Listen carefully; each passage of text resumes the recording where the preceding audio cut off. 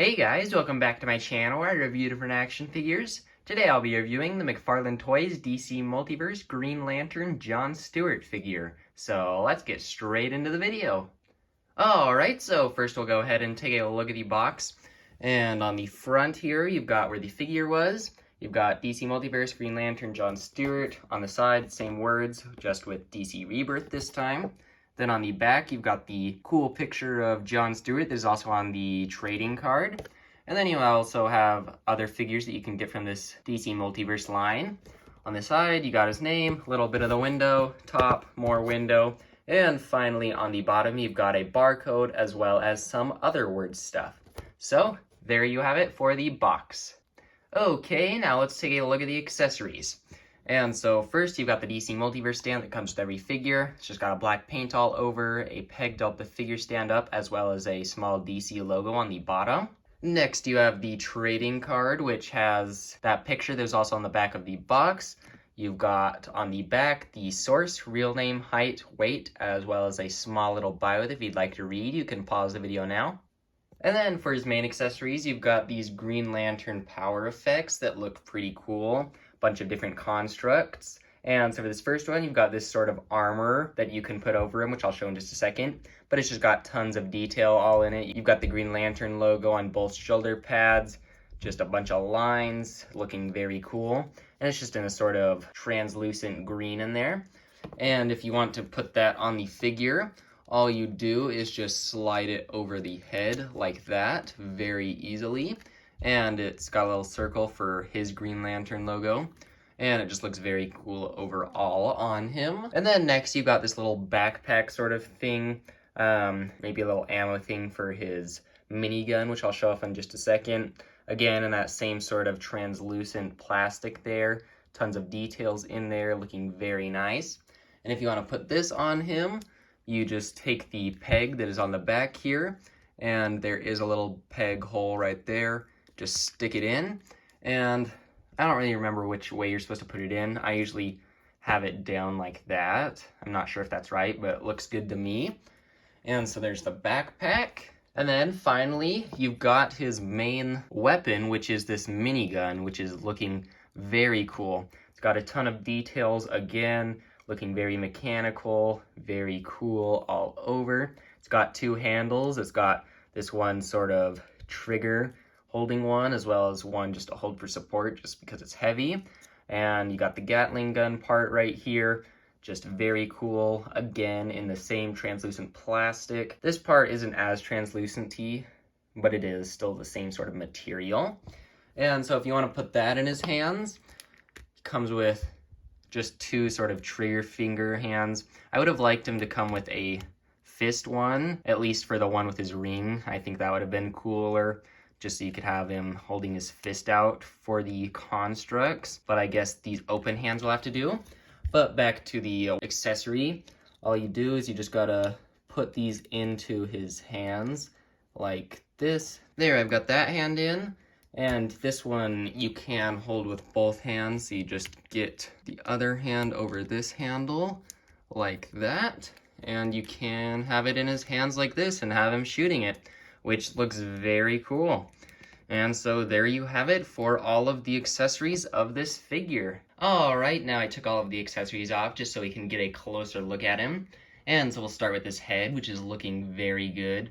It's got a great sculpt to it, very nice paint on there. It's got his nice green eyes in there. Lips are painted, a great looking skin tone on there. Hair is painted very nicely, minus that little smudge right there. I kind of would have liked the hair to be a little bit raised and just be flat and painted on the head. I would have liked to have just a little bit of sculpt to show that it's just not flush with his head there, but it still does look pretty good. And moving down onto his suit, you've got the Green Lantern logo right there, looking very cool, very clean, with all this green on here and the black. And normally Green Lantern suit is pretty plain, but I think they did a great job of putting a ton of detail in this figure, even though he's just black and green mostly. You can see a ton of sculpted detail with these different lines all over, on the arms, on the back too.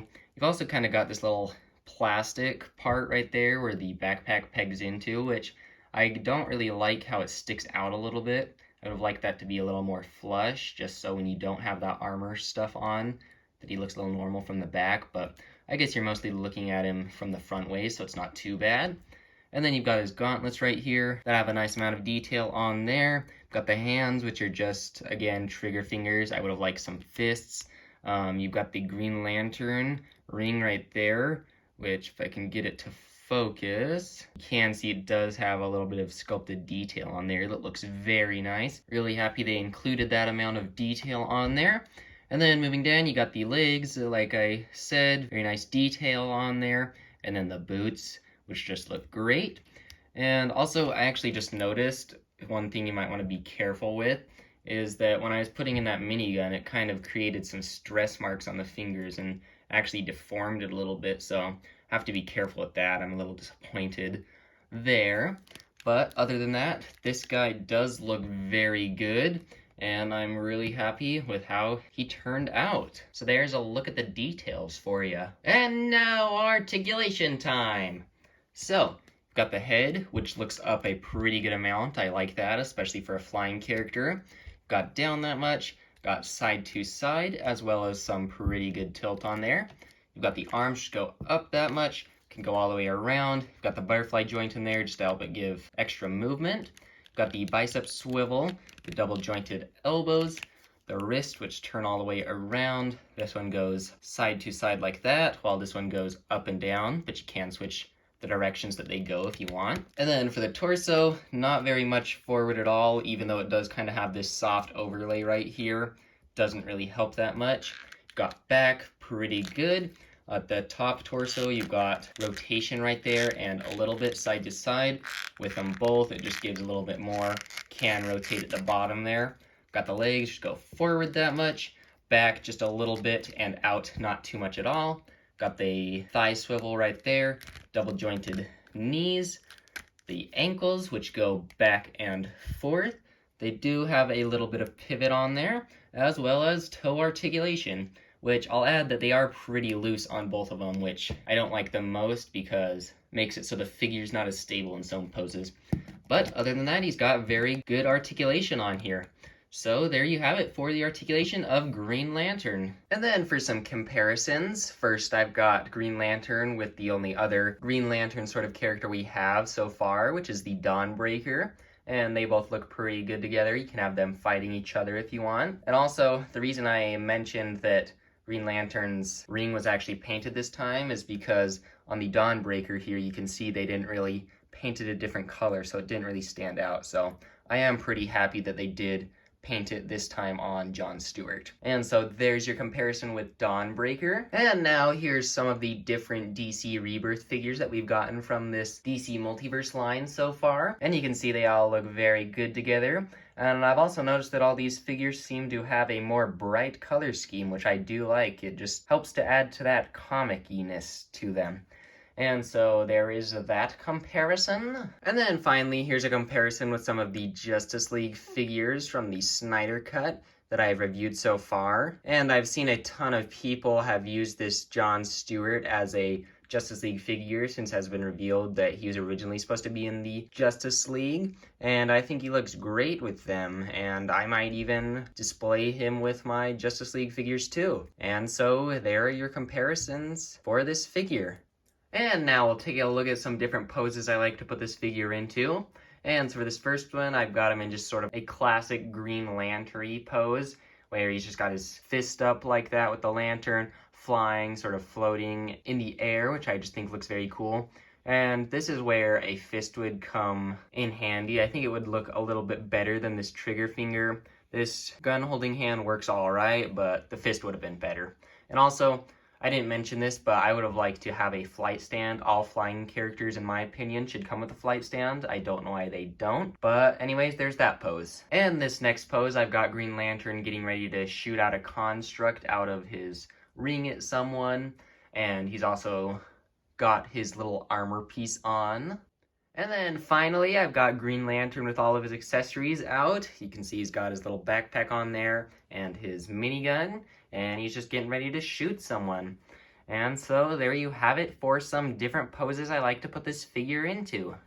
Alright, so overall, this is a fantastic figure. I think he looks great overall. He's got a great head sculpt. I think that's one of the strongest qualities of this figure. And his suit's just very well designed, tons of detail. Love that he comes with a ton of accessories. The Gatling gun is great, armor piece is great. The backpack's pretty great, but I could have done without it either way. The only thing I would have added was a flight stand instead of just the black stand right here.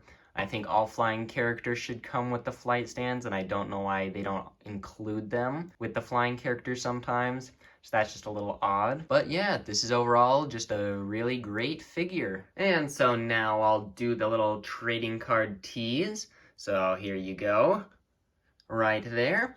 And so be sure to comment down below what the next figure review will be based on the trading card. And also comment down below, will you be using this Green Lantern in your Snyder Cut Justice League display or just a classic comic Justice League? I'd really like to know. And so anyways, please like and subscribe if you haven't already. And I hope you have a good rest of your day, and I will see you in the next video.